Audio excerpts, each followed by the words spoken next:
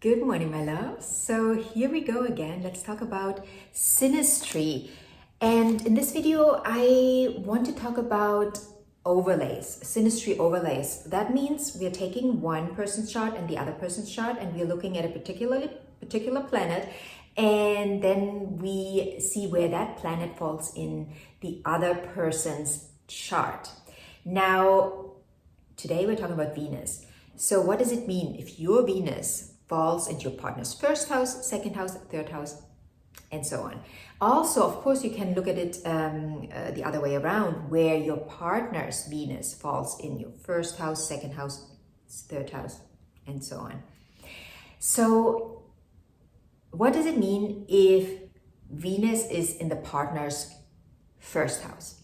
Now, if your Venus is in your partner's first house, your partner is going to idealize your physical presence, right? Your physical body is going to play a big role here. You're pretty much your partner's ideal when it comes to your physicality. Also, Venus in the first house, when your partner's first house, brings a lot of beauty in the partner's life. The house person will feel that the planet person, the Venus person, brings so much beauty into their life. Physical beauty, yes, but also beauty in the sense of looking at the world.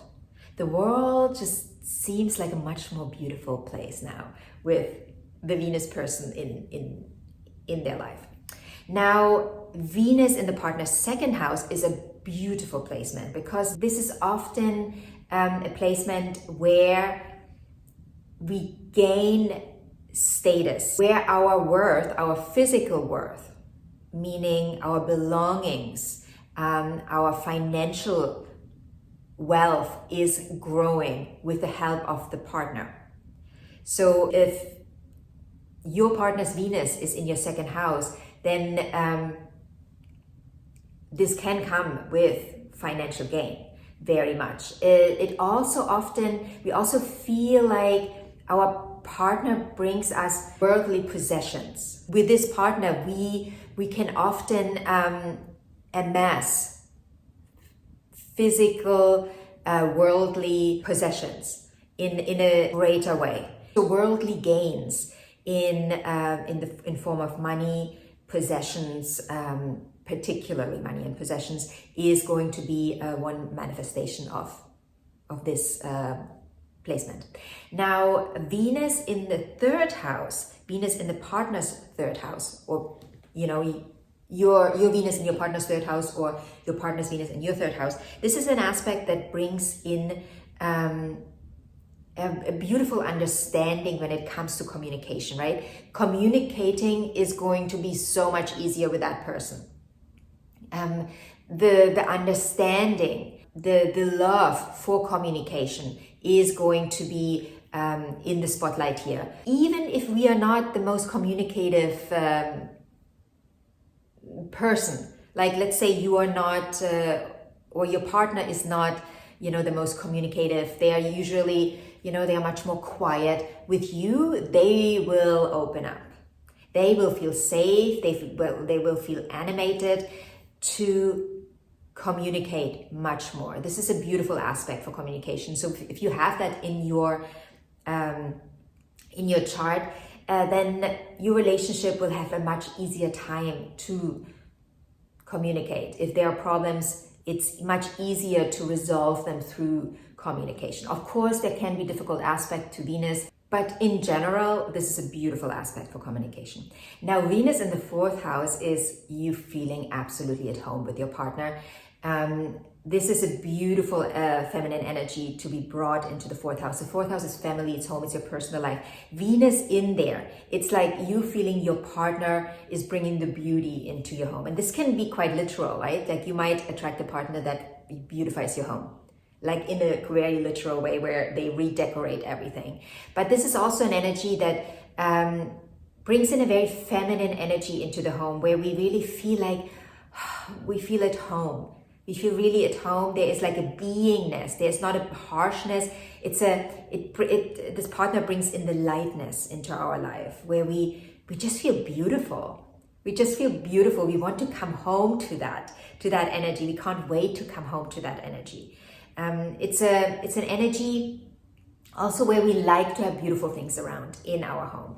Like when we have a partner with Venus that brings Venus into our fourth house, we often have the partner bring beautiful things home to us, but also we will want that more. Even before, maybe we've been living in a more minimalistic home. Now with this partner, we will want to have more beauty around, more feminine things.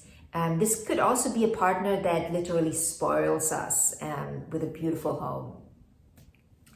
The Venus in the partner's fifth house, this is an energy of romance, right? This is like one of the most romantic placements you can have with your partner.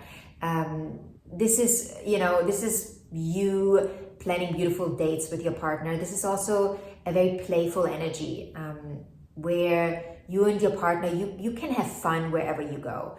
You can go to the most boring party together. You two will have a beautiful time together because it's almost like you're in your own little bubble, in your little playful bubble. Then Venus in the sixth house. So if your partner brings Venus into your sixth house, I love this placement. Generally, the sixth house is a rather difficult place for synastry, but with Venus, the partner can bring happiness and health into your sixth house. This is a very healing aspect, or it can be a very healing aspect, where we feel, the harshness of the world, the harshness of the day-to-day can be lightened through that partner. We might have looked at our day-to-day life in a very heavy way before, but now with this partner, there's a lightness in our life. We can't really pinpoint it. We can't really say what exactly the partner does, but it's just their presence brings a lightness into our lives. Now, Venus in the partner's sixth house. This is obviously a beautiful placement for any relationship, but particularly for a long-term partnership. It's beautiful to bring Venus into the seventh house. This works particularly well if the house person is the masculine and the Venus person is the feminine. Let's say this is a heterosexual relationship, right? So if you're the man, the house person is the man, the Venus person is the woman. This is perfect. This is divine union. This is beautiful, a beautiful placement. This works really, really well if you have the classic relationship, right? If you want the classic relationship where the man is the masculine and the provider protector, and the woman is the feminine and the receiver. And this can also work in a same-sex relationship, of course, where we have one person being the masculine, the other person being the feminine. This can work. However, if this is a relationship where the house person is the woman who identifies as the woman, as the feminine, then it can be a bit tricky, because Venus, the partner, brings their feminine principle into the relationship, right? Their feminine essence. And if you identify as the feminine and the partner brings in the feminine, there might be some issues to even out here. You have to become really clear who plays which role in the relationship. This can also be if the masculine, the man, is the house person, but the man identifies very much with its feminine side, and then the woman comes in with her Venus, and she also identifies as the feminine. We have to see if this is actually working well. Of course, this is not a placement that defines the whole relationship, but it's an aspect of the relationship, and we have to look at it. We have to look at how do we find, are we reciprocals of each other? Because if not, this can really make things a little more difficult. We got to be really clear here, who is the masculine, who is the feminine in the relationship. Now, having Venus in the partner's 8th house, this is generally a placement where we are going to do deep healing work. we are going to be asked to do our inner child work. And specifically healing our divine feminine, the divine feminine within us. This is going to be a deep healing journey for both people that is probably in the beginning mainly unconscious, but at some point it's going to become very conscious to us that we are doing the healing work. And both partners will do the healing work, healing their feminine energies. Having Venus in the partner's 9th house, this is a beautiful placement for a couple that loves traveling together and also opening their horizons. So this can come through traveling, but also through education. You know, maybe there are educational pursuits on both ends. But I love this, especially for a couple that loves to travel far and wide. It's a beautiful placement for that couple. And we will be, especially the house person will be inspired to open their horizon more when it comes to traveling, when it comes to education. Maybe they're going to be inspired to finally go and study what they actually always wanted to study. This is a placement for that. Also, religion can play a role here. This could be a placement where we take on a different religion, where we look into different religions, the partner's religion maybe. But generally, this is a very beautiful, positive placement where religion is not going to be a problem in the relationship. Quite the opposite. You know, we are going to be open to the other's religion. Now, Venus in the partner's 10th house. This can be a relationship where we meet a partner in a professional setting. This can also be a placement where we work together really well. This can also be a placement where we live out the classic model of masculine and feminine, where one partner is the breadwinner, the other partner is the stay-at-home person. Generally, this is a beautiful placement. I love Venus in the partner's 10th house. When she shows up there, really our world is changed for the better. At least that's what we feel as a house person. You know, our world, like our whole world, is now better. It's also a status symbol. This is generally a placement where through the Venus person, we are both elevated in status in our relationship and in life. Venus in the partner's 11th house is, of course, beautiful placement for friendships. I mean, one of the best placements that you can have for friendships or for friendship. This is generally, if this happens in a romantic relationship, this is generally a placement where we are always friends. Even if this relationship is going to break up, we will stay friends. I mean, this is highly likely that we will stay friends. Not, of course, there's always exceptions to the rule, but it's highly likely that we will stay friends. And also, we like to make the world a better place together. This is one of those placements where we want to find a common cause to contribute to the betterment of the world.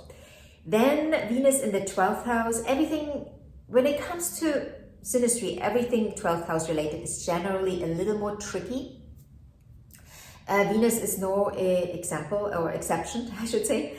Venus is no exception here. However, Venus in the 12th house, this can be a placement where the partner brings or animates us or inspires us to connect with our divine spiritual self. Before that, we might have not really been interested in meditation. We might have not really been interested in anything spiritual. But this partner inspires us to connect with our spiritual self much more. But it can be a tricky placement because it can be a placement where we disconnect a little bit from the real world, which can sometimes make a relationship less stable and at home in the 3D world. We want to escape to another world. And like with every 12th house placement in synastry, this always works better if we have an alternative lifestyle. If we have a 9-to-5 lifestyle, 12th house placements in a synastry tend to be more difficult. But if you are the couple that wants to move to Bali, this generally works works much better with 12th house placements. So if you have any questions about this particular video, about any of the placements, please feel free to comment in the comment section. If you want a synastry reading, a personal chart reading, you can click on the link in the description box. And any other questions are always welcome. Also, remember, if you want to do work with me one-on-one, if you want to do some coaching, feel free to send me a message. And yeah, other than that, have a beautiful day, and I'll see you in the next video.